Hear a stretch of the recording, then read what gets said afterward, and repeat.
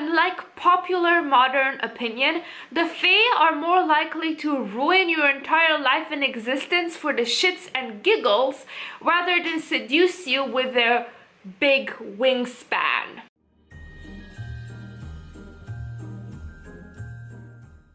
Hi friends, thank you for watching. My name is Mia and this is my virtual vanity, a place where we both love makeup and we're quite critical of it. Today I'm collabing with my beautiful friend Elle S here on YouTube to create a look inspired by a book. We each picked a book that we wanted and that we felt inspired by and let our creative juices flow. You probably know Elle S by now, but if you don't, she's absolutely wonderful. I really love her content because she doesn't limit herself to one certain type of thing.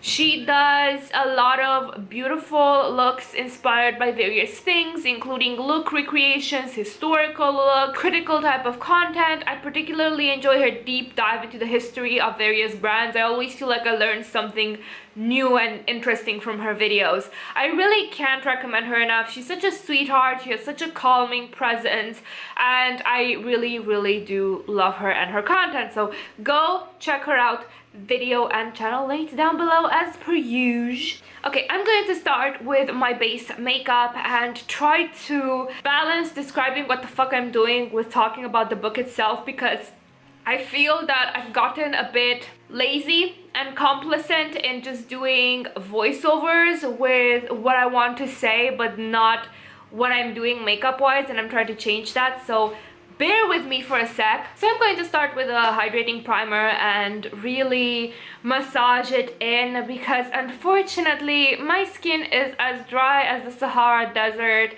It's as cracked as the dirt on the potted plants that you bought because you thought you would have a green thumb and actually killed them all. So I'm going to put it on my face, let it do its thing, and while it does its thing, I'm going to go with a color corrector for my chronic vampire under eyes, and then with concealer. I like to blend out the concealer with my finger because I feel that the warmth from my skin and my hands kind of makes everything sink in into the skin better. The book that I chose is called An Enchantment of Ravens and it's by an author called Margaret Rogerson. This book is essentially a fairy tale book and it reads as fluffy and sweet and an easy read, but actually has a lot of hidden depth. You could analyze this book or you could read this book on a bus stop and you would still get a lot of that juicy tenderness and get to that meaningful feeling that a lot of books just don't have, despite trying to be more pretentious than this book is. This book does not try to be more than it is. It's self-contained. It's 300 pages of sweet fluffy goodness.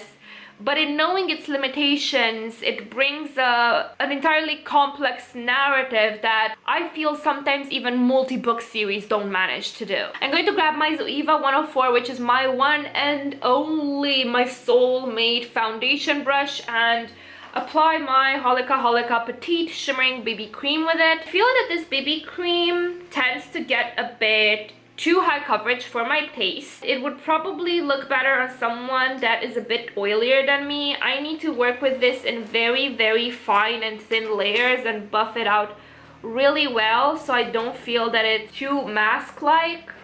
But I'm honestly not sure if it's like something that is the fault of the BB cream or if it's just me liking very sheer coverage and not being used to seeing myself covered up like that. I really miss my Makeup Forever Water Blend, but I'm not about to drop that kind of money on a foundation when I'm not going outside the house 90% of the time. So what I really liked about this book is that besides it being a very lovely read, a very well written book, it's an ode to art and what makes us human, how we express the intricacies of our souls through creating things and beautiful things. In the book it's referred as craft and it relates to all man-made things that require some creativity. Beautiful furniture, beautiful textiles, pottery, painting. And when we get to painting, we get to the main character, Isabel. She is very down to earth, very sweet, but also very savvy. She is a painter and she gets commissioned by the Fae in this universe to draw portraits for them. In exchange for these pieces of art, Isobel always asks for an enchantment to make her life easier. But this is where her savviness comes in, because unlike modern literary currents that feature fairies, fairies are not benevolent, big-dicked studs. Fairies, historically and mythologically, have always been a bit of a wild card. So in this book as well, they are wild cards. They are not very human. They are very mischievous. You have to be careful about wording, about what you ask for, about the implications of what you're asking for, because they are just as likely to ruin your life for their own amusement because you did not word your wish right, as they are to help you. So Isobel is quite aware of that, and she uses her talent to her advantage to make her life easier and the life of her family and her little sisters easier. I'm going to go in with a new product in my collection. This is the Kiko Lost in Amalfi bronzer, and this is in Warm Melange. This is quite warm and yellow leaning on me. It makes me look deceptively healthy and not like I just crawled out of my crypt. And it blends effortlessly, like it's such a nice product. I'm so happy I got it. And I'm applying it where the sun would naturally hit me, so the high points of the cheeks, sides of the face, and also just a little bit under the jawline to define that over there. Okay, I'm going to do some blush draping because I've not used these blushes in a while and I do want to use them. These two shades are from the Makeup Revolution or Makeup Obsessions. It's Peachy palette. I'm going to leave the link, full name and everything down below just so you can find it. I just depotted it. So I'm going to do a mix of these two from that palette and then this Igneous Cosmetics highlighter, which I'm not sure if they make this anymore, but it's really pretty. I bought it. It's time to use it. So I'm going to start with the lighter shade and apply it in this C shape. So this is going to be the base for my blush draping, and then the more intense orange shade, I'm going to do a couple of things with it. So I'm going to apply it on the apples of the cheeks and just a little up, and I'm also going to put it in the crease because I want to tie in the eye look together with the blush, and it's going to take a bit because I want my eye look to be quite intense. My look overall is going to be very inspired by autumn and by the main romance interest, and he's called Rook, which is such a cute name. I love that name. The story of the book starts with Rook visiting Isobel's village and commissioning her to create a portrait of him. In this world, fairies are unable to feel most emotions, and if they do, it's quite rare. Not only that, but they crave craft. They crave our art because they are unable to produce it in any meaningful manner. So they come into the human world and they buy off art pieces, portraits, paintings, dresses, all of that beautiful stuff. They take it back to them, to their realm, collect it. Specifically, the very rich fairies covet this craft very, very much, and they envy humans very much for being able to create it, despite being, you know, inferior beings to them. I'm going to use the Nabla Poison Garden for the eyeshadow because I've not used this in quite a while except to do my brows with the shade Adagio.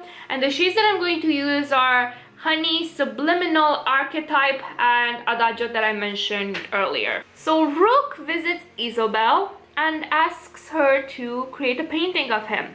Rook is the autumn prince. The problem is that Isobel is a bit too good at her craft. She paints him with emotion in his eyes. She paints him with sorrow in his eyes. He takes the painting, doesn't really look at it, and then takes it to his court, unveils it. Shock and awe, everyone sees the autumn prince with sadness in his eyes, and that just won't do, because in this world fairies are very much like the unseelie court fairies of mythology. They're mischievous, they're cruel, but they're not cruel in a mean-spirited way. They're cruel in the way that some people are with things or persons who they think don't have as much personhood as them, and they don't see as fully realized individuals, and they see inferior to them. I'm going to take Adagio and use it to further blend here in the blush area and to further drape, because I did not realize how peachy this was.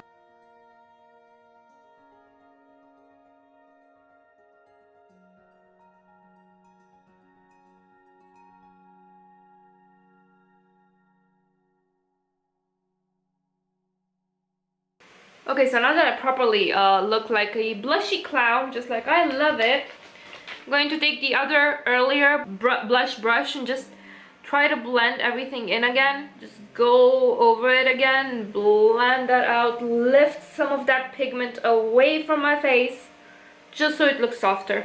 Not by much, but just a little bit.